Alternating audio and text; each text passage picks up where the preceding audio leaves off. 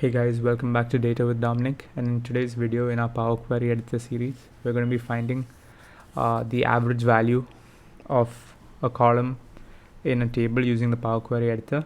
So let's dive right into the demo. As you can see, I've got some sample data in here which pertains to some e-commerce company. It's like a mock e-commerce database, and I've got the orders table loaded up, and there's this one column, freight, which shows us the weight of each order that this company is shipping.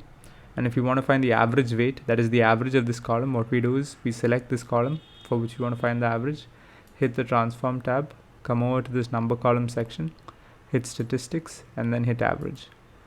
As soon as we hit average, we get this average value of the weight of all the orders being shipped, which is 78.2 and so on.